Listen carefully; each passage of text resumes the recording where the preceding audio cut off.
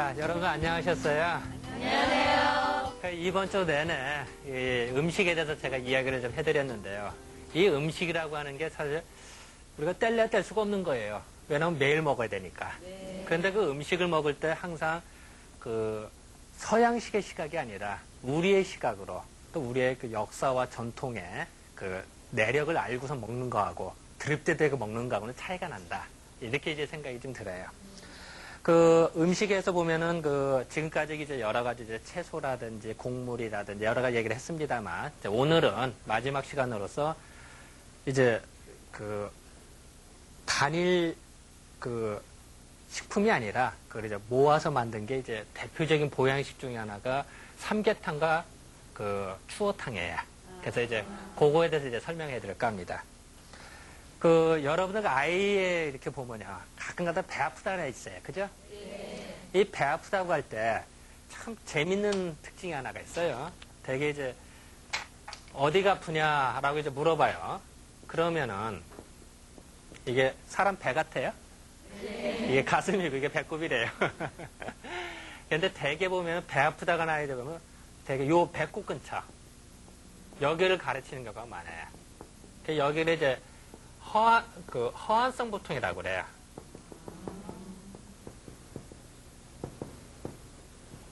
속이 헛헛하고 차고서 생긴 복통이다. 이런 뜻이에요. 있는데, 그, 요런 아이들의 특징은 뭐냐면은, 그 배 아프다고 그랬을 때 배를 눌러보잖아요? 눌러보면 안 아파요. 그리고 또한, 아프다고 했는데 한 30분이나 1시간 뒤에, 지금도 아프냐? 지금은 괜찮아요. 그래. 이름에 이거를 아이들은 뭐라고 해요? 꾀병이라고 그러죠. 그런데 이 꾀병이 되는 게 진짜로 안 아픈 걸 아프다고 거짓말하는 게 아니에요. 아이는 희한하게도 어른하고 틀려서 하기 싫은 게 있다든지 스트레스를 받는다든지 뭔가 불만이 있다 이러면은 진짜 배가 아파요. 그거 아프다고 하는 거야. 거짓말하는 건 아니에요. 근데 특징은 눌러서 안 아픈 증상이죠. 그런데 물론 요 명치미트라고 그러죠. 여기가 아프면은 체한 거예요. 우리 보통 밥 먹고 보면 식체라고 그러죠. 그리고 우리가 기가 막혀 기체라고 그래요. 우리가 뭐 하다 기가 막힌다 이런 얘기하죠. 그건 기체예요, 기체. 이 기가 막혔다. 그러면은 식체와 기체를 합해서 다 체한 거예요. 그래서 우리가 어떻게 하나 밥 먹다가 기분 나쁜 얘기 듣는다든지 아니면 얹자는 얘기 듣다 신경 쓰는 얘기 듣다 그러면은 먹은 것도 탁 얹히는 수가 있죠. 그런 경우 보면은 그게 기체예요, 기체. 내도 밥 먹던 것도 그냥 얹히거든요. 예, 그런 것이 나타나는데 물론 여기가 여기 특징은 뭐냐면 어디 아픈 애도 여기 아프다고 한다, 아기가. 그럼 누르면 진짜로 아파요. 요거는 빨리 침을 맞든지 속을 풀어줘야 돼, 체한 거니까. 근데 여기 아프다고 한 거는 여기에 속하더라. 허한성 복통이다. 그래서 속이 헛헛하고 차고서 생긴 거니까 요런 헛헛한 거는 이제 아까 그 보양식, 아까 서두에도 얘기했었는데 이제 삼계탕이나 보신탕을 먹으면 많이 보강이 돼, 이게. 그래서 차가운 건 어떨까요? 아이가 요런 아이의 특징은 또 아이스크림이나 얼음 들어있는 거 이런 걸 많이 먹어요. 그러면 더 차갑겠죠? 그러면 이게 더 심해져요. 그러니까 그거 안 줘야 돼요. 그러니까 특히 이제 지금 한참 지금 더울 때란 말이에요. 더울면은 사람 심리가 더우니까 찬 걸 더 먹게 돼요. 근데 찬 걸 더 먹으면은 시원할 것 같은데 결과적으로는 갈증이 더 나요. 그죠? 갈증이 없어질 건데 더 나. 차라리 더울 때는 차라리 따뜻한 물을 먹으면 갈증이 없어져요. 이제 그건 그래. 우리가 그 갈증을 느끼고 안 느끼고가 상당히 중요한데요.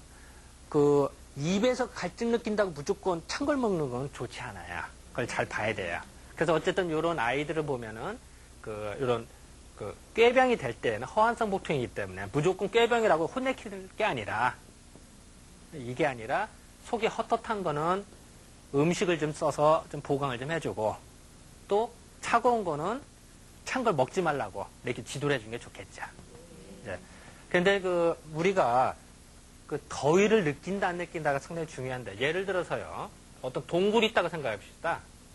여름에 동굴 들어가면 시원해요? 따뜻해요? 시원해. 자, 겨울에 동굴 들어가면 어때요? 겨울 따뜻하죠. 자, 그러면 여름의 동굴하고 겨울의 동굴을 비교하면 어느 게 더 온도가 높을까요? 여름이 당연히 높죠. 왜냐면은 여름 동굴은 한 10도시다. 그럼 바깥에가 한 30도시니까 30도시였다가 10도시를 가면 시원하죠. 네. 자, 겨울에는 한 5도시다. 그럼 밖에 영하 10도야. 그럼 영하 10도에서 5도로 가면은 따뜻하게 느끼는 거죠. 즉, 우리가 덥다 춥다는 상대적인 거예요. 절대적인 게 아니에요. 자, 사람도 마찬가지로 내 몸이, 인간은 변온 동물이 아니죠. 뱀이나 이런 거는 온도가 변하잖아요. 사람은 안 변하잖아요. 그죠? 그러면 내 몸 온도가 이만큼이에요. 그랬을 때 바깥의 온도가 이만큼이야. 그러면 이만큼 차이로 어떻게 돼요? 더위를 느끼겠죠. 아, 내 몸은 여기고 밖에 이만큼이니까. 그러면은 우리가 한참 더울 때 삼복더위라는 게 뭐예요, 사실은? 복종한다는 뜻이죠. 그죠?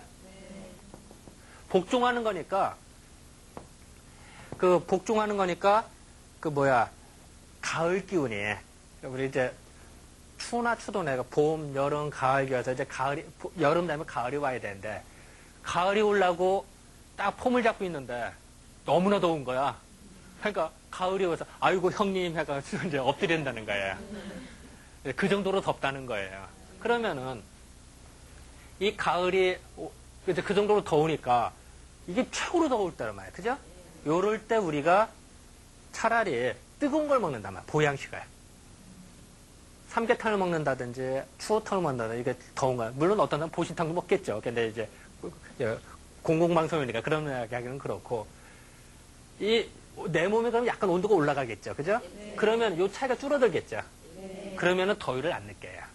그러니까 우리가 삼복도에 뜨거운 거 먹고 땀 뻘뻘 붙여주면 아이고 시원해 한단 말이에요.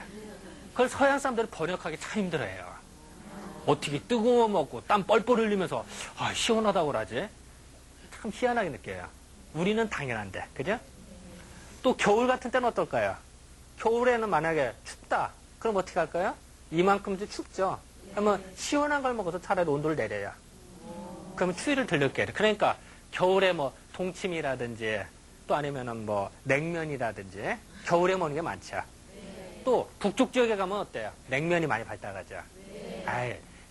왜냐면 추운 지역일수록 오히려 추우니까 찬 걸 먹어서 오히려 내릴 생각을 하죠. 그렇잖아요. 예를 들어서 평양냉면, 함흥냉면이 유명하지. 뭐 제주도 냉면, 부산 냉면 유명한 거 봤어요? 오히려 그쪽으로 갈수록 오히려 뜨거운 게 많죠. 더운 지역에서는. 오히려 김치도 어때? 더 약간 짜고 맵고 뭐 이런 게 많죠. 그리고 뭐 카레라든지 이런 거 다 뜨거운 게 많죠. 그거는 남쪽 지역일수록, 더운 지역일수록 그렇단 말이에요. 또 실질적으로 사람이라는 게 그래요. 사람 몸에는 이 위기라고 해서 내 몸을 지키는 국경 방위 부대가 있대요. 이 국경 방위 부대가 있는데 이 국경 방위 부대에 밖이 더우면은 방어를 해야 될 거 아니에요? 왜냐면 내 몸을 지켜야 되니까. 그럼 뭐 지켜야 되니까 이 후방 지역에서 국경 방위 부대로 원조를 많이 보내줘요. 그렇게 해야 이제 그거 지켜줄까. 그럴수록 어때요? 후방은 어때요? 군대가 부족해지겠죠. 경찰도 부족해지고. 그러니까 허해진다고요. 그러니까 사람이라고 하는 거는 밖이 더우면 더울수록 내 몸에 지켜야 될 거 아니에요. 기운을 보낸단 말이에요. 기운을 보내다 보니까 속이 헛헛해진단 말이에요. 그러니까 우리가 여름에 되면은 땀 뻘뻘 흘리고 더우면서 어때요? 몸이 헛헛해지고 몸이 나른해지고 그러는 거죠. 그럴 때 뭔가 원조 부대를 만들든지 뭔가 보강을 해야 될 거 아니에요. 그래서 보양식이 필요하다는 얘기예요. 우리가 흔히 보양식과 뭐 정력을 좋게 한다 이렇게 생각해요. 그거는 동물적인 얘기고 그게 아니라 실질적으로 뭐가 좋은지는 속이 헛헛하니까 그걸 보강한다는 의미였어요. 또 아이들 중에 보면 아까도 얘기했습니다만 찬 걸 많이 먹으면 어떻게 될까요? 속이 더 헛헛해지겠죠. 그러니까 당연히 보양식을 줘야겠죠. 그게 하나의 지혜인 거죠. 예를 들어서 아이가 아까도 얘기했습니다만 배 아프다고 했을 때 너 왜 꾀병이 좀 맞자 혼만 내킨다든지 또 아니면은 뭐 배 아프다고 뭐 엉뚱하게 소화제만 준다든지 이런 거는 좋은 방법이 아니겠죠. 뭐 더 잘못되면 뭐 진통제를 준다든지 이건 더 나쁘겠죠. 오히려 가정주부로서 엄마로서 음식을 몇 가지 조절해서 주면 더 저절로 자연스럽게 넘길 수가 있겠죠. 근데 지금 아이들이 이제 어떻게 속이 헛헛하냐, 약한 애를 어떻게 하냐면요. 그 식은땀 흘린 거 보면 알아요. 그러니까 우리가 흔히 이제 여러분들 식은땀이라는 소리는 들어보셨죠? 예. 그 이제 식은땀을 진땀이라고도 해요. 근데 이제 요새는 이제 핵가족 시대다 보니까 그 아이 엄마 중에 상당수가 그걸 잘 모르고 지나가는 사람이 많아요. 옛날에 이제 대가족일 때는 할머니들이 계신 그 지혜가 있었는데 그게 많이 단절되다 보니 그러는데 그 식은땀을 이제 우리는 허안이라고 그래요. 허안. 그 식은땀. 이 허안이 있는데 허안에는 자한이 있고 도한이 있어요. 이 도한은 뭐냐면 이 도둑놈 도자예요. 이 도둑놈이 밤에 땀을 훔쳐간대요. 그래서 밤에 나는 진땀을 도한이라고 한대요. 그래갖고 자한은 스스로 잤다니까 저절로 나는 땀이래. 물론 더울 때 나는 땀은 정상적이죠. 더울 때 나는 정상적인데 덥지도 않은데 손은 차가우면서 땀 나는 아이들이 있어요. 그거를 자한이라고 그래요.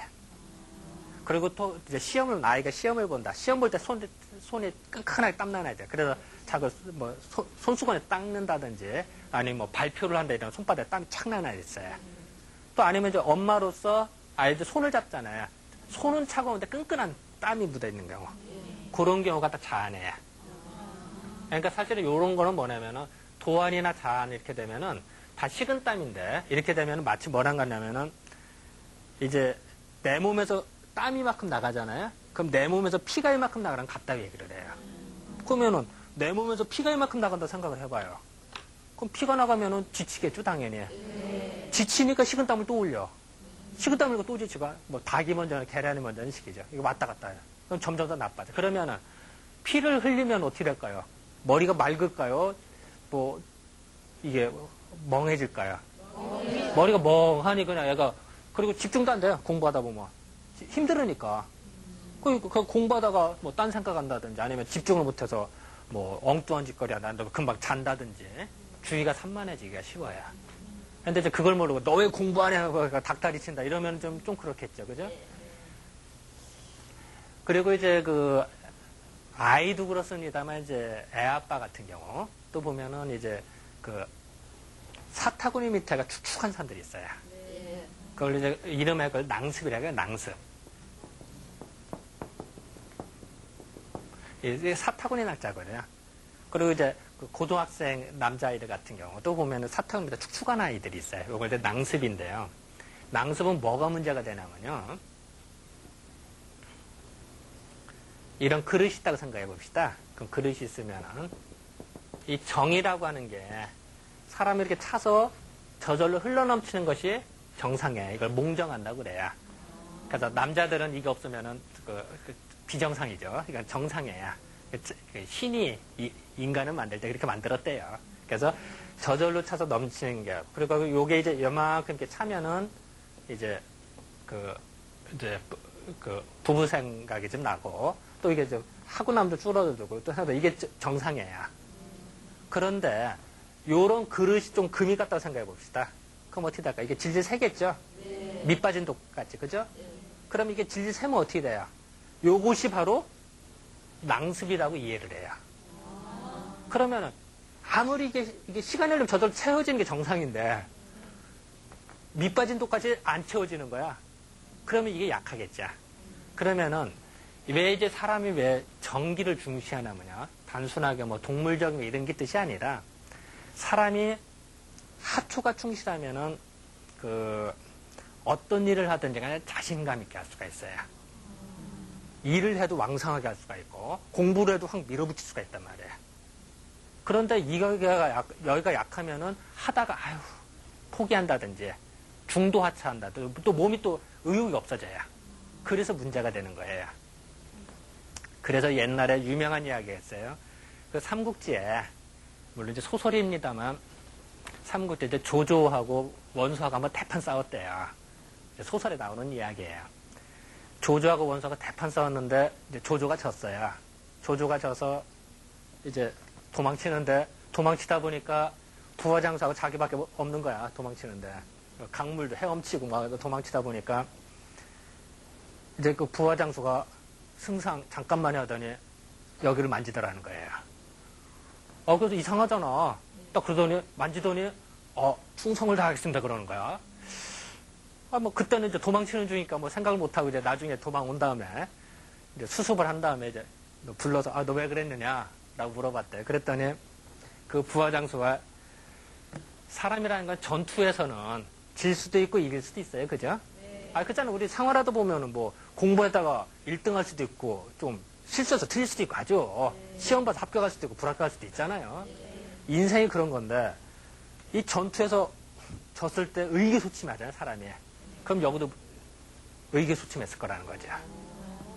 근데 장수가 딱 만져보니까 힘이 있었더란 거예요. 그러니까 이거는 비록 지금은 전투에서 졌지만 나중에 재기할 수가 있어.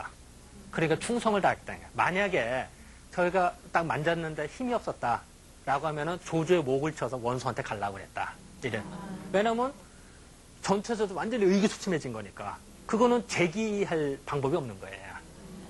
그러니까 그건 당연히 목을 쳐서 적군한테 가는 게 더 유리하겠죠. 그런 이야기가 내려오고 있어요. 물론 이제 그 소설이니까 뭐 하는 이야기겠지만 어쨌든 간에 사람이라는 거는 정력이 왕성한다는 거는 뭐 단순하게 동물적 이런 게 뜻이 아니라 어떤 일을 하든지 힘있게 그리고 뭔가 의욕 있게 할 수 있는 걸 말하는 거예요. 자, 그렇다면 여러분들도 만약에 이제 내 딸이 커서 사위를 맞이한다. 그럼 사위를 맞이할 때 어떻게 할까? 사위 한번 만져봐야겠죠. 일단 만져봐서 축축하다 이러면 어떻게 될까요? 그러면은 내 딸이 독수 공부하고 많이 하겠구나 이렇게 하래. 근데 현실적으로 만질 수가 없잖아. 만질 수 있어요? 안 되잖아. 그런데 그 만지지를 못하지만 간접적으로 아는 방법이 있어요. 그게 뭐냐면은 대개의 경우 요 낭습으로 사상으로 축축한 사람의 10중 8구는 손바닥을 만졌을 때도 차가우면서도 식은땀이 나요. 자, 우리가 보통 악수는 하잖아요. 우리 보통 일반 사람도 악수는 다 하잖아. 뭐, 그럼 흠이 되는 게 아니죠. 그죠? 물론 여기만 되면 흠이 됩니다만. 악수를 했을 때 손이 차가우면서도 끈끈하다. 그러면 10중 8구 이럴 가능성이 높다는 얘기죠. 그러면은, 손이 차갑고 끈끈하다 이러면, 이런 사위 얻으면 좀 고생하겠구나. 또 그런 사람과 사업을 같이 하면 어떻게 될까요? 사업이 부도나기 쉽겠죠. 일을 같이 하지 못할 수가 있어요. 또 내 아이가 중고등학생인데 손이 끈끈하다 이러면 힘이 없는 거예요. 그러면 시험 공부를 할 때 시험을 보더라도 긴장을 더 잘하니까 긴장하니까 집중을 못해 실력 발휘 못하는 아이들. 그러니까 여러분들 보면 그런 아이들이 있죠.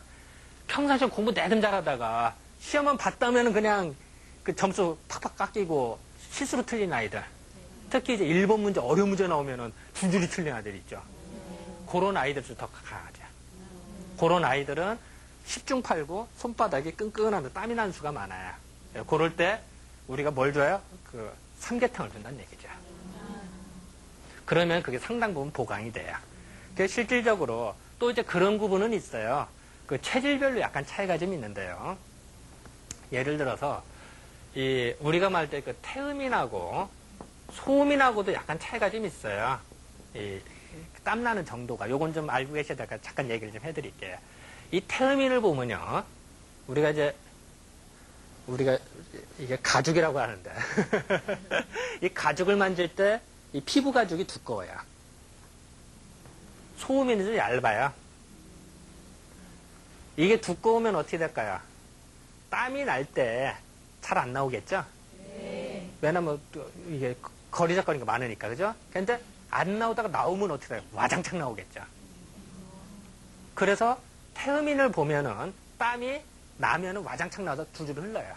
여러분들 간혹 그런 거 보죠. 밥 먹으면서 땀 뻘뻘 흘리는 사람 있죠. 심지어는 식은 밥, 물 마른 밥 먹으면서 땀 흘리는 분도 있어. 물론 뜨거운 거 먹을 때도 땀 흘릴 수도 있습니다. 그래서 땀도 툭툭 쏘요. 육즙 흘린다고 그러죠.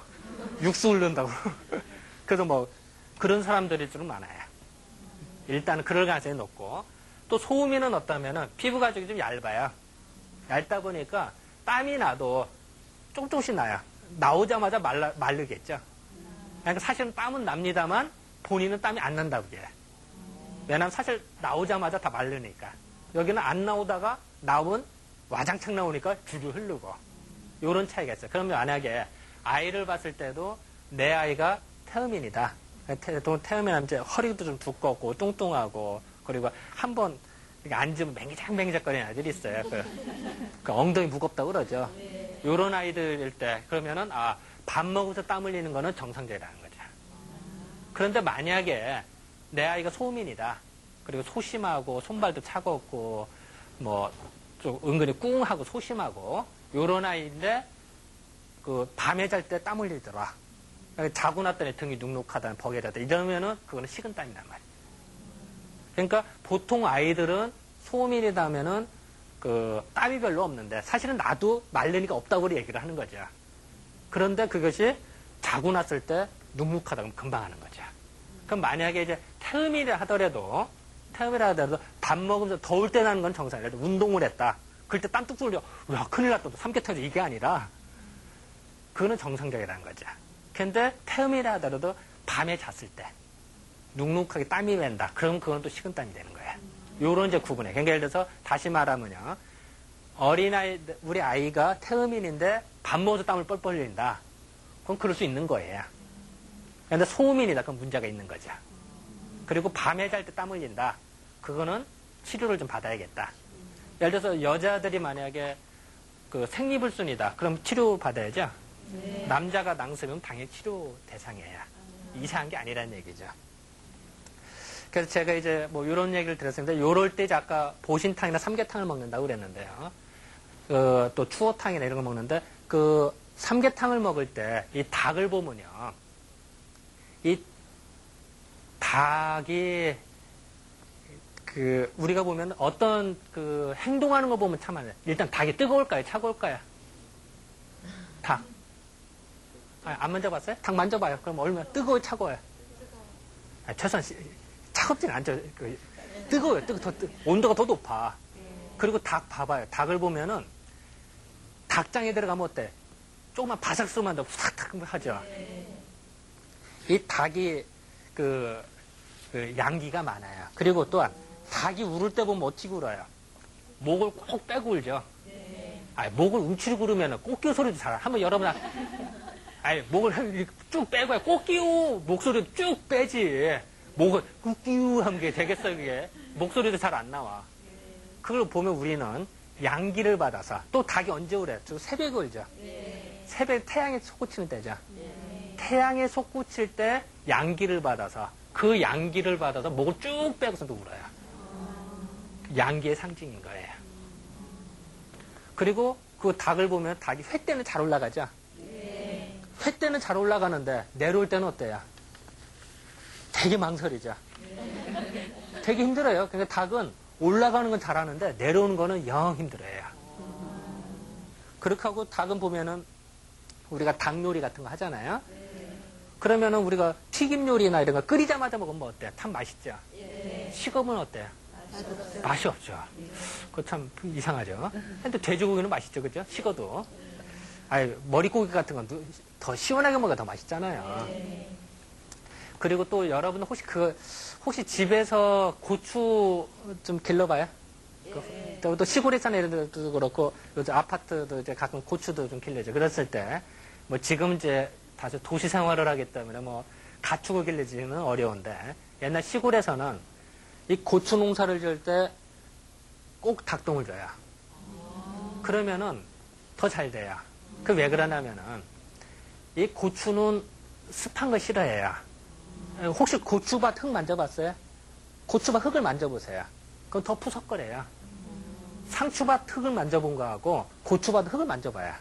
그럼 고추밭이 더 푸석거려요. 고추는 뜨겁잖아. 고추 먹고 추워요? 고추 먹으면 열 확 나잖아. 그러다 보니까 고추 근처도 열이 나다 보니까 습기가 말라요. 흙이 푸석거리는 거야. 그러니까 거기다가 만약에 돼지똥을 거름을 준다면 그는 흙이 더 음기운이 많아져서 더 습기가 많아져요. 그러면은 고추가 자라요. 그래서 고추는 비가 많이 온다든지 물 빠짐이 안 좋잖아요. 그런 탄저병이 잘 걸려요. 그래서 장마철이라든지 이럴 때는 고추 농사가 안 돼. 그래서 햇빛이 쨍쨍해서 물 빠짐이 좋아야 돼요. 근데 거기다가 거름을 줘도 열이 나는 닭똥을 줘야겠죠. 그죠? 그럼 더 잘 되는데 돼지똥을 주면 안 된단 말이에요. 이제 그런 게 이제 상식이란 얘기죠. 그리고 그 닭 보면은 그 이렇게 벼슬이 있죠, 벼슬. 벼슬이 빨간하죠, 그죠? 양기가 속구를 쉬다 보면 아예 관이 하나 만들어진 거예요, 벼슬이. 동물치고 그런 게 드물죠, 그죠? 그건 뭐냐면 양기가 오르기 때문에 그런 거예요. 이제 그런 어떤 차이가 있고. 그리고 또 우리가 닭 보면 그런 얘기 하죠. 여러분들 혹시 영화나 이런 거 보면은 귀신 물리치기 위해서 문지방에다가 닭 피 발리는 거 혹시 보셨어요? 그게 뭐 다른 피도 많은데 왜 굳이 닭 필까?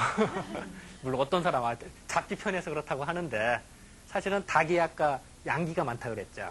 열이 많다 보니까 이 귀신은 아예 따뜻한 걸 좋아하겠어? 아니면 추운 데를 좋아하겠어? 아니면 음습한 걸 좋아하겠어? 귀신이. 우리 보통 상식적으로 뭔가 어두컴컴하고 음습한 걸 좋아하겠죠. 그러면은 당연히 불을 싫어하겠죠. 화난 걸 싫어할 거 아니야, 귀신이. 귀신이 형광등 켜놓으면 좋다는 사람 봤어요? 우리 상식적으로도 그렇잖아요. 뭔가 좀 불 꺼지고 촛불 꺼지고 뭔가 음산한 바람이 불어야 귀신이 나타나 이런 생각이 들잖아요. 그럴 때 그걸 물리치는데 닭피가 필요하다. 왜냐하면 닭에 똑같은 피라도 어때요? 양기가 많단 말이야. 아까 뜨겁다 그랬잖아요, 닭에. 뜨겁고 행동도 부스럭거리고 빨라요. 그리고 새벽에 기는 양기를 많이 받았다 그래. 그러니까 그걸 바르면 어떻게 될까요? 그래도 이제 귀신을 더 잘 물리친다 이런 생각이 드는 거죠. 이제 그런 어떤 이야기가 이제 왜 나오냐면 닭이 따뜻하기 때문에 이런 말이 나오는 거예요. 그리고 이제 자 그러면은 이런 닭은 자 몸이 열이 많은 사람이 좋을까요? 몸이 차가운 사람이 좋을까요? 몸이 차가운 사람한테 돼요. 그 차가운 사람이 특히 속이 헛헛하고 차가운 아까 식은땀 난다고 그랬잖아요. 그런 사람이 먹으면은 몸이 보강이 되니까 한결 좋겠죠. 근데 예를 들어서 아까도 얘기했습니다만 뭐 손발이 열이 확확 난다든지 뭐 항상 뭐 열이 막 뻗쳐서 어쩔 줄 몰라 하는 사람 이런 사람이 닭 많이 먹으면 어떻게 될까요? 오히려 목이 뻣뻣해지게 삼계탕 많이 먹으면 그죠? 그 뻣뻣해서 머리 아프다고 그래요. 그러니까 어쩌다 먹는 건 봐주는데 매일같이 먹었다 이러면 어떻게 될까요? 잘못하면 이렇게 되겠죠. 이제 집안에서 잘해준다는 것이 오히려 거꾸로가 되면 좀 곤란하겠죠.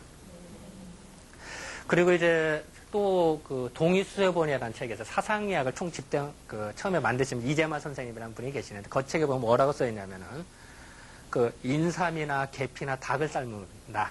그래서 먹었더니 소민, 그러니까 손발 차가고 속이 차가운 사람들 소민이라고 우리는 이해를 하고 있는데요. 근데 그런 소민들이 먹으면은 이질설사, 설사할 때도 좋고 또 학질에도 좋다 이런 기록이 나와요. 그리고 또 하나는 동의보감에 보면은 사람이 이제 냉대하라고 그러죠. 여자들이 이제 배가 차가우면 냉대하가 된다고 그래요. 그럼 이제 뭐 어떤 뜻이 있냐면은 여자는 신체의 내부와 밖에 연결되어 있는 것이 목구멍하고 질 부분이에요. 그러면은 이 목도 그렇습니다만 바깥에 병원균이 들어온다고 하면 방어를 해야 될 거 아니야. 그러니까 편도가 발달이 되는 거예요. 그래서 병원균 많이 온다고 하면 이제 방어를 해야 될 거 아니에요. 그죠? 그래서 내 몸이 약해졌다. 정이었다. 그러면 가래가 나오죠? 그게 사실은 병원균도 아군하고 싸운 시체죠. 그죠? 찌꺼기죠. 적군이 들어오고 아군하고 싸운 흔적들이 이제 나오는 거죠. 가래라든지 또 더 심하면 이제 기침을 한다. 그래서 내보내려고 그러는 거예요. 그죠? 마찬가지로 여자 여기도 보면은 바깥에서 통해져 있으니까 밖에서 병원균 들어오면 방어를 해야 될 거 아니에요. 그러니까 적당한 방어물질이 나와야 돼요. 근데 예를 들어서 적당히 균형을 맞으면 상관이 없는데 내 몸이 약해졌다든지 적군이 대량으로 침범했다 이러면 막 전쟁이 더 치열하겠죠. 전쟁이 치열하면 돼. 그게 액이 흘린다면 그게 이제 냉대하라고 그러는 거예요. 그러니까 쉽게 말하면 방어물질이 많이 나온다는 뜻은 균형이 벌써 깨졌다. 어딘가 문제가 생겼다 이런 걸 말하는 거죠. 그랬을 때 특히 손발 차가운 사람들이 냉대가 있을 때 이제 삼계탕을 먹으면 좋더라라는 기록이 당연히 나오겠죠. 그럴 것 같지 않아요? 이렇게 그럴 때는 한번 웃어가면서 한번 박수 한번 치고 이렇게 넘어갑시다.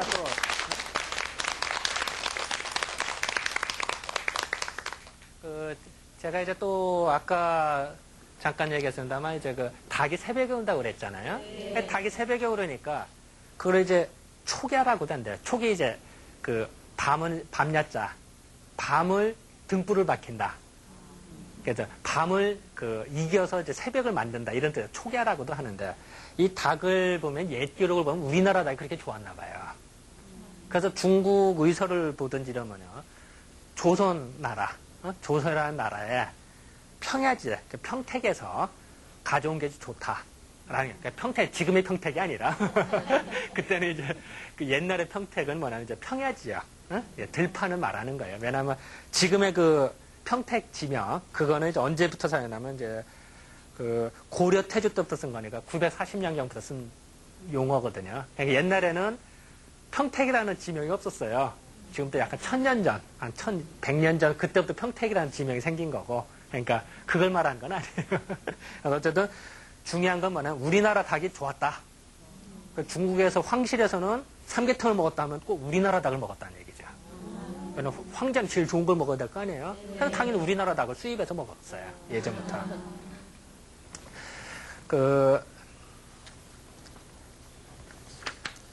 그러면 당연히 이제 그 닭도 보면 참 재밌는 것 중에 하나가요. 이 닭은 이빨이 없죠? 아니, 닭 이빨 봤어요? 아니, 닭은 이빨이 없잖아. 없으니까 없는데도 웬만한 거 다 쪼아서 먹어요. 그죠? 다 쪼아서 먹어도 다 소화 흡수를 다 시켜요. 아, 참 대단해요. 때로는 돌멩이도 먹고, 때로는 알곡식 통째로도 먹어요. 그래도 소화 흡수를 다 시켜요. 그래서 우리는 볼 때 이 닭의 위장은 그거 마치 용광로라 생각해요. 용광로. 웬만한 거 다 녹여버리잖아요. 그죠? 그리고 소화 흡수를 시켜요. 그래서 우리가 볼 때는 이제 닭의 위장은 온갖 소화호르몬들이 잘 나와서 소화를 웬만한 거 다 녹여버려요. 소화시키는. 그런 거 뛰어나다고 봐요. 그래서 그게 대표적인 게, 이제 그걸 이제 닭똥집이라고 그러죠. 어떤 사람은 닭똥집 하니까 닭똥꼬인 줄 알더라고. 똥꼬가 아니죠. 닭의 그 위장이죠. 그죠? 그 닭똥집 안에, 그걸 이제 그 모래주머니라고 하죠. 이제 표준어로. 그 모래주머니 안에 보면은 노란한 막이 있어요. 그 노란한 막이 이제 한약의 개내금이다. 개내금. 닭개자, 닭 속에 있는 금빛 나는 색이다. 개내금. 닭 속에 있는 금빛 나는 개내금이라고 하는데, 그걸 당연히 그러면 어느 때 쓸까요? 아까도 얘기했지만 닭은 웬만한 거 소화흡수를 시키니까 이제 손발 차가웠고, 수박이나 맥주만 먹었다면 화장실 가는 사람들이 있어요. 네. 또 아이들인데 수박 차며 먹으면 화장실 간다. 또 배가 아프다고 한다든지. 그리고 우리 밥 먹을 때면 아이들 보면 깨끗깨끗 먹는 아이들이 있어요. 네. 밥을 먹어도 이게 벌컥벌컥 맛있게 먹어야지. 물을 먹어도 깨끗깨끗 먹는다든지. 밥도 이렇게 깨끗하게. 그러면 정말 부모 마음에 억장이 무너지죠. 네. 부모가 제일 좋은 게 뭐냐면 아이가 아유, 맛있어. 밥 더 주세요 할 때가 제일 기분 좋은 거 아니에요. 근데 그런 아이들한테 닭똥집을 주면은 소화흡수력이 좋아져요. 그러면은 저절로 밥을 더 찾아. 혹시 여러분들 가끔 한의원에서 소화제라고 혹시 주는 거 봤어요? 소화제. 그럴 때 보면 그 소화제의 상당수가 개내금, 즉 닭똥집에 안에 그 노란한 막이 들어가요. 그러면은 소화흡수를 시켜, 진짜로. 그러면 상당히 좀 좋겠죠. 그래서 또 여러분들과 애아빠가 속이 차가운 사람이 이제 집에서 뭐 반주를 한다든지 뭐 이랬을 때 술안주를 줘도 그 소주에다가 예를 들어서 닭똥집을 준 거하고 속 차가운데 뭐 또 차가운 거 뭐 냉면을 주나 이런 거보다는 낫겠죠. 닭똥집을 이렇게 안주를 하면은 안주를 먹으면서도 속이 따뜻해지면서 좋겠죠. 또 아이하고 같이 먹으면 더 좋겠죠. 그런 것이 이제 지혜죠. 그래서 이제 지금까지 이제 제가 그 닭똥집에서 설명을 해드렸는데요. 근데 지금까지 사실은 삼계탕 이야기인데, 왜 인삼 얘기는 안 하냐 이럴 수가 있어요. 근데 어떤 사람은, 삼계탕을 끓이는데 닭은 이만하고, 인삼은 요만큼인데, 왜 삼계탕이나 게삼탕이라고 안 하고 이럴 수가 있어요. 이제 사람들이 이제 그렇게 말할 수는 있는데, 이 닭하고 인삼하고 보다 인삼의 효과가 더 강하대요. 그래서 강한 거를, 센 걸 쓰려고 삼계탕이다. 그리고 발음하기 되게 더 좋잖아요. 그래서 이제 그랬다는 이야기가 있어요. 근데 이제 인삼은 참 여러 사람들이 이야기를 해서 이제 뭐 대부분 많은 상식이 많은데요. 우리가 이제 특히 어린아이들 보면은 이제 특히 아까 저항력이 떨어진 아이들이 진땀 흘린다든지 또 감기를 달고 사는 아이들이 있어요. 근데 그런 아이들, 특히 이제 소음이나 손발 차갑고 이런 아이들한테는 인삼을 주면은 저항력이 강해져요. 그러면은 저항력이 강하니까 감기에 잘 안 걸리겠죠. 그리고 감기에 걸려도 빨리 낫는다든지 이럴 수가 있어요. 그리고 이제 면역성도 길러지는 게 한결 더 낫고. 그런데 이제 우리가 요새 또 홍삼이 유행이에요. 그죠? 근데 그 홍삼을 보면은 좀 재미있는 일화가 있어요. 그 이제 예전에 우리가 이제 중국하고 우리나라 무역을 많이 하는데 우리가 이제 사실 무역을 이제 그때는 왕래길이 힘들었으니까 이제 1년에 몇 차례씩 이게 날 잡고 산단 말이에요. 근데 이제 전 세계에서 보면 중국 애들이 참 무역을 잘해요. 장사를 잘해요. 쉽게 말해서. 근데 장사를 잘하고 또 은근히 사기도 좀 치고 뻥도 좀 치고 하는데 그 중국 사람들을 우리가 등쳐먹는 사람은 또 우리나라 사람이었어요. 그래서 전 세계를 화교가 발붙이지 못한 나라가 우리나라예요. 그 전 세계를 보면 화교가 다 있어도 다 상권을 다 휘어잡아도 우리나라에서는 그게 안 되죠. 사실 옛날에도 그랬어요. 조선시대 때도. 그런데 우리가 이제 무역을 하느라고 이제 그 인삼을 싣고 딱 가는데 그때가 마침 장마철이었어요. 장마철이라는 게 비가 쫙 온단 말이에요. 그러다 햇빛도 짱 찌고 비를 맞고 햇빛 땅땅 찌고 더우니까 어떻게 돼요? 인삼이 썩었어요. 나쁘게 말하면 썩은 거고 좋게 말하면 발효가 된 거죠.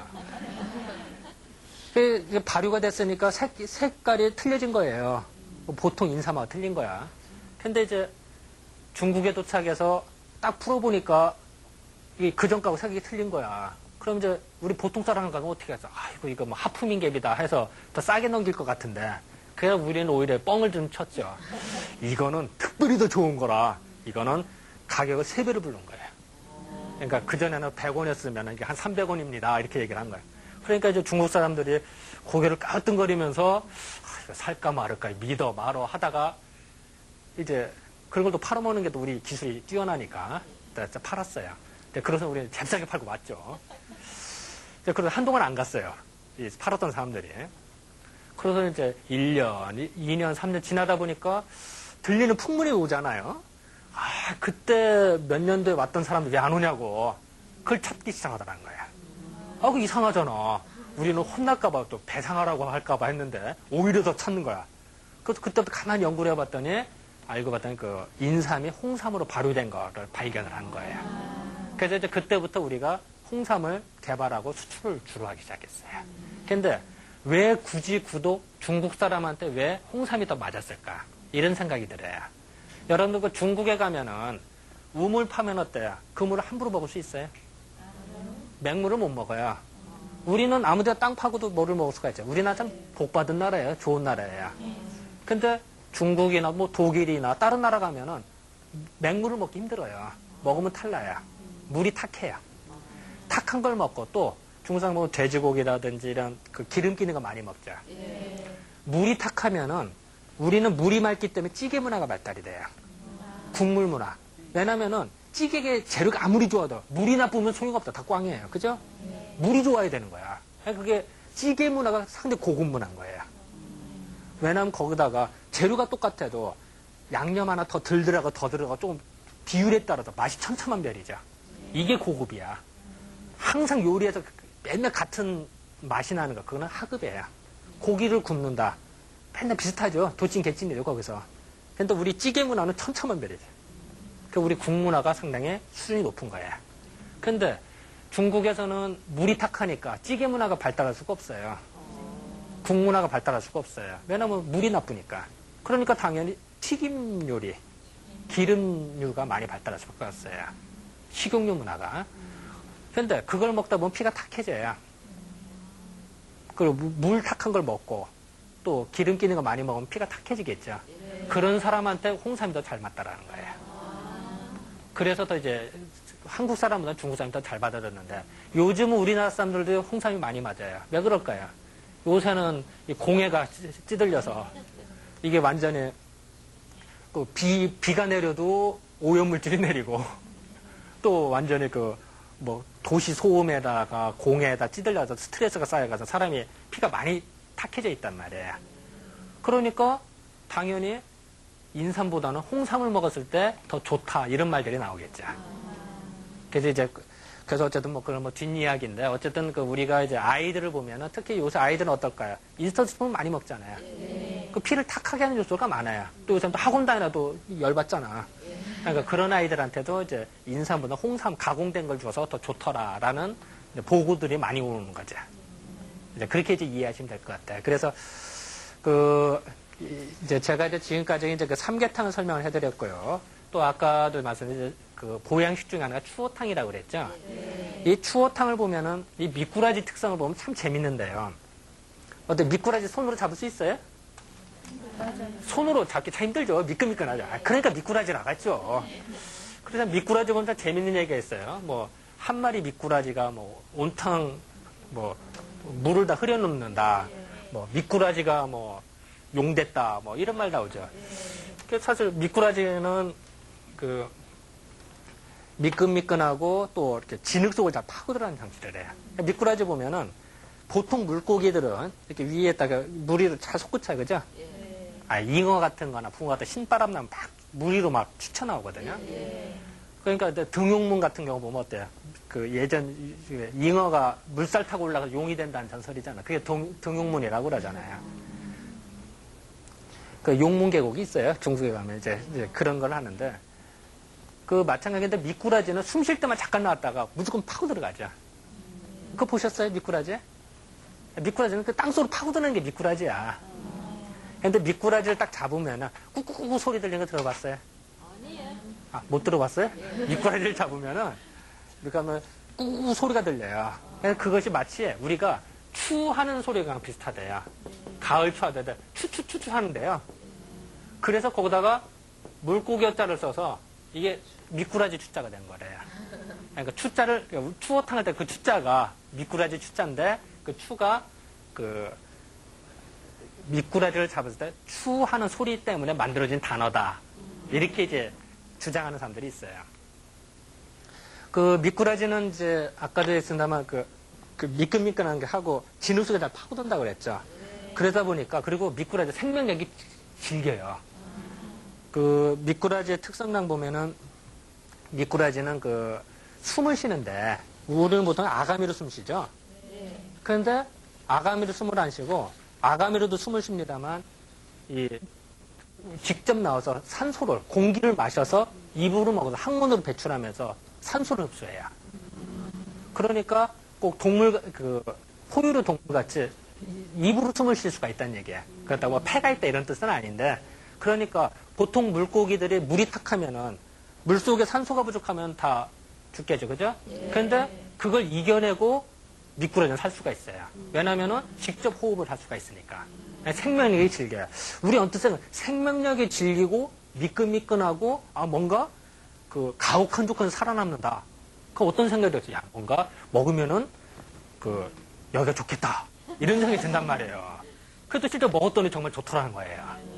그래서 가끔 가다 이제 미꾸라지를 먹었더니 자손을 받더라. 이런 말들이 이제 고서에 보면 나오는 이야기가 그래서 그러는 거예요. 그 미꾸라지 보면은 여러분 그 미꾸라지하고 미꾸리하고 어떤 사람 미꾸리라고 하고 미꾸라지도 하는데 그게 사실은 달라요. 학문적으로는 서로 달라요. 그런데 우리 보통 사람 그냥 쓰죠. 그래서 사실은 이제 미꾸리는 이제 좀 둥그라네요. 그 미꾸라지는 좀 납작하고 그리고 수염이 미꾸리는 수염이 좀 짧고 미꾸라지는 수염이 좀 길어요. 근데 이게 사실 그거 다 구분이 되나? 우리는 그냥 쓰죠. 그래서 여기서도 그냥 구분 없이 그냥 예전 보면은 묵꾸리라고 그랬대요. 미음에다가 미꾸라지 묵꾸리. 그래서 가끔 가다 보면 지금도 시골 산골에 가면은 미꾸라지를 묵꾸리 이렇게 발음하는 있어요. 옛날에는 묵꾸리라고 그랬대요. 저도 몇백 년 전에는. 그랬다가 지금의 이제 미꾸리로 변하는 거죠. 그러니까 지금도 사투리 중에는 그런 게 좀 있어요. 그냥 이런 거 이제 토막상식이고요. 미꾸라지를 보면은 속으로 파고들다 보니까 우리가 이제 대표적으로 요리하는 것 중에 그거 있죠. 추두부라는 거 혹시 들어보셨어요? 두부에다가 두부를 넣고 미꾸라지를 넣고 불을 때요. 그 물이 따뜻해지죠. 그러면은 미꾸라지가 뜨거워서 못 살겠어요. 그럼 어디 가겠어요? 두부 속으로 들어간대요. 그럼 이제 두부 속으로 들어갔는데 이제 결국은 이제 다 뜨거우니까 이제 그냥 죽게 되는데 그래서 또 먹으면 또 그때 뒷맛이라고 하죠. 그래서 그걸 이제 추두부라고도 해요. 그거는 뜻이 뭐냐면은 미꾸라지가 속을 파고드는 성질이 강해. 그러다 보니까 이 사람도 보면은 이 가래가 많다든지 충농 쪽에 어린아이들 공부하다 보면 꼭 엎드려서 하는 애들 있어요. 이 엎드려서 하다 보면 코가 맹맥해져요. 아, 이렇게 성가하고 엎드리는 거가 같겠어요. 그러면 코가 맹맥해지고 코가 맹맥해지면 머리가 맑지 않아요. 그러니까 충농증 있는 아이들, 비염, 충농증 있는 아이들이 그리고 또 아이들 중에 보면 잘 때 입 벌리고 자는 애들이 있어요. 입 벌리고 자다 보면 왜 입을 벌릴까? 잘 때 코가 막힌 게 입 벌리는 거야. 그래서 잘 때 입 벌리고 자서는 좋을 거 없죠. 뭐 병균도 들어오지 뭐 좋을 거 없어요. 이 코가 막힌 아이들한테 미꾸라지는 미꾸라지 미끈미끈하다고 그랬죠. 그 미끈미끈한 것이 뚫고 지나가듯이 풀어준대요. 그러면 코 막힌 게 뻥 뚫려요, 진짜로. 그러니까 뭐 진짜 미꾸라지 이거 한다 이게 아니다. 미꾸라지를 먹으면 이제 그 원기가 보강이 되니까 그 힘으로써 이제 저항력이 길러지니까 이제 이게 풀린다 이런 뜻이겠죠. 이제 그걸 이제 붙인 거죠. 근데 그 미꾸라지를 예전에는 재밌는 게 바다에 사는 미꾸라지가 있고 민물에 사는 미꾸라지가 있다고 생각했대요. 사실 지금하고 좀 말이 좀 안 맞죠, 사실. 근데 바다에 사는 미꾸라지는 이 크기가 몇백 척, 천척이나 된대요. 몇백 척. 그럼 그게 사실은 고래죠, 고래. 우리가 말할 때는 이제 고래를 옛날에는 이제 바다에 사는 미꾸라지로 생각을 했대요. 그래서 그거를 해추라고 그래요, 해추. 바다에 사는 미꾸라지다. 그래서 가끔 가다 배 있죠. 그래서 해추가 얼마나 크냐면은 엄청나게 커서 이게 사는 곳이 해저, 바다 밑바다에 산대요. 근데 동굴 속에 쭉 들어가면은 물이 나와서 민물이 되고 그게 쭉 나오면은 물이 빨려져서 썰물이 된대요. 그러니까 얼마나 큰 미꾸라지가 그게 왔다 갔다 하는 게서 조수, 민물이 되고 썰물이 되더라. 라고 이제 과장해서 글을 썼대요, 이전에. 그러니까 이제 그거는 그냥 하는 이야기고 그래서 이제 가끔 가다 보면 배를 해추선이라고 해요, 해추선. 언뜻 보면 바다에 사는 미꾸라지 배선자, 해추선이라고 하는 그 이유는 뭐냐면은 그 정도로 큰 물고기 같이 돼서 풍랑이 와도 쓰러지지 말고 전복되지 말고 잘 헤쳐나가라. 그리고 오래오래 살아라. 배가 튼튼하게. 이런 뜻으로 해추선이라고 그래요, 배를. 그래서 가끔 가다 옛 고서 일단에 해추선 나오는데 그게 무슨 뜻인가 하면은 미꾸라지가 바다에 이런 뜻이 아니라 예전에 그 고래 큰 거를 바다 미꾸라지로 생각을 했고 그 조수의 민물 썰물까지 조절할 정도로 컸다. 그래서 그렇게 튼튼하게 배를 만들기 위한 바람이죠, 사실은. 네, 그렇게 이해하시면 돼요. 물론 이제 예전에 보면 그 미꾸라지가 미끈미끈하다 보니까 뭐 지금 이제 목에 뭔가 걸린 것 같다든지 가래가 있다 이랬을 때 물론 지금 다른 방법이 많아요. 근데 옛 기록을 보면은 마치 미꾸라지를 속에다 넣었다가 미끄면서 뺐다 이렇게 해서 풀었다 이런 기록도 나와요. 물론 이제 지금 그렇게 하면 안 되죠, 지금은. 옛날엔 이제 그렇게 했다 이런 것도 나오고요. 그 미꾸라지는 먹으면 우리 추어탕 먹으면 추워요, 안 하면 열이 나요? 열이 나요. 추어탕 먹으면 이상하게 열 나요, 그죠? 네. 미꾸라지는 열이 있는 거예요. 열이 이렇게 나서 후끈거리는 거지 차갑다 이런 것은 않아요. 그래서 그 미꾸라지는 속을 따뜻하고 어떤 기를 복돋아줘요. 아까 미꾸라지가 생존력이 참 강하다고 그랬잖아요. 네. 냇물이 다 말라도 살아남는 게 미꾸라지예요. 근데 그러다 보니까 생명력이 가다 보니까 기운을 좀 복돋아주는 역할을 좀 해줘요. 그러다 보니까 아이가 힘이 없다든지 또 아니면은 이제 원기가 부족하다든지 이럴 때 추어탕을 줘서 그걸 치료한다 이런 기록들이 나오겠죠. 그리고 이제 추어탕에 보면은 이제 우리가 보면 되게 냄새가 산초를 넣죠, 산초. 네. 산초를 넣는데 그 산초는 이제 처음에는 이제 냄새를 없애서 넣는데 사실 그 산초를 이제 천초라고도 하는데요. 우리가 어느 때 쓰냐면 축농증 있죠. 비염이나 알레르기 비염이나 축농증 그럴 때 산초를 써요. 우리 한약재로 지금도 써요. 근데 옛날에는 김치를 담글 때 산초를 썼어요, 우리가. 그러니까 지금 김치 담글 때 고춧가루 넣죠? 네. 고추가 도입되기 전에는 다 산초를 썼어요, 우리가. 그러니까 만약에 세종대왕님은 빨간 김치를 못 드신 거야. 왜냐면 세종대왕 빨간 김치를 드셨다는 거짓말이죠. 왜냐면 고춧가루가 없었으니까, 그 당시에는. 그때는 산초가 들은 김치를 드셨다, 이런 거 맞죠? 이해가 되시겠죠? 네. 그래서 이제 근데 산초가 뭐냐면 코를, 이게 축농증이나 이제 농을 없애준 역할을 하다 보니까 추어탕에다 산초가루 섞어서 먹으면 어떻게 될까요? 코가 더 잘 뚫어지겠죠. 네. 그래서 아이들 중에 이제 콧물 훌쩍거린다든지 많이 이게 막히네 이런 아이들은 추어탕 산초를 좀 넣어서 근데 좀 매콤해요 많이. 그러니까 아이들 안 먹는 아이들이 이제 잘 이제 꼬셔서 먹게 좀 하면은 먹고 나서 한 1시간, 2시간만 있어도 이게 코가 좀 훨씬 숨쉬기가 훨씬 수월하다 이런 얘기를 듣는 수가 많아요. 그러니까 훨씬 도움이 돼. 우리가 실질적으로 약을 써주더라도 그걸 많이 같이 먹으라 그래. 추어탕에 산초를 섞어서 먹으라 그래요. 그럼 그게 생각보다 많이 도움이 돼요. 그렇게 하고 이제 그 미꾸라지를 우리가 요리를 할 때 보면은 그 소금 뿌리는 거 아세요? 네.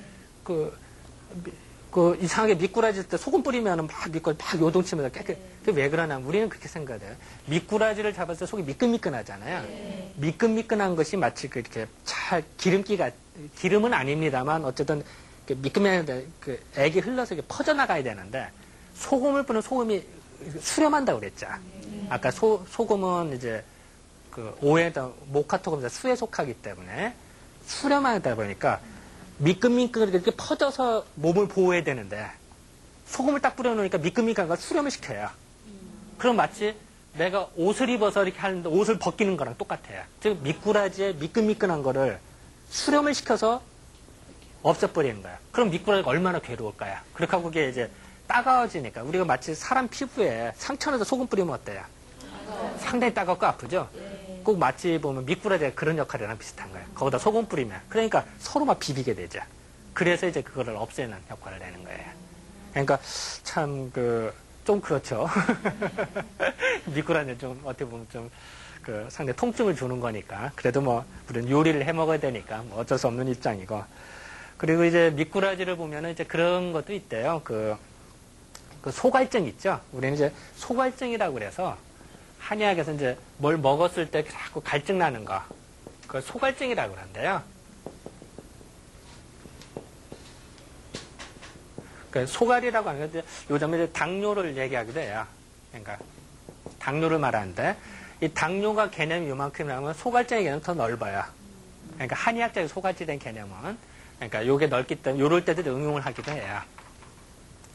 그래서 이제 물론 이제 미꾸라지 보면은 이제 요새는 모기가 많잖아요, 요새. 그 모기의 유충을 다 잡아먹어요. 물 속에 있으면서. 그러니까 이제 그것도 하나의 지혜가. 요새는 아파트가 많아서 겨울이 따뜻하다 보니까 모기가 많아졌는데 그 유충을 다 잡아먹는 역할을 해요. 그래서 이제 제가 이제 지금까지 이제 말씀드린 거는 이제 보양식으로 우리가 이제 여름에 이제 덥고 열기 나고 지치니까 그럴 때 우리가 보양식으로 삼계탕과 추어탕을 말씀을 드렸어요. 이랬을 때 몸이 냉한 사람한테는 아주 도움이 되는데 너무 열이 뻗치는 사람한테는 좀 조절해서 줘야 된다. 이렇게 이제 생각하시면 될 것 같아요. 그래서 이제 지금까지 이제 우리가 이번 주 내내 아이의 몸에 뭐가 더 좋을지 그래서 일주일 내내 좀 음식을 살펴봐서 그런데 아무리 좋은 음식도 아무리 맛있게 해놓은들 엄마하고 자식 간에 언성 높여가면서 먹으면 어떨까요? 그거 먹으면 얹혀. 그러니까 별로 안 좋아요. 또 부부쌈하고 먹었다. 그러면서 더 안 좋아요.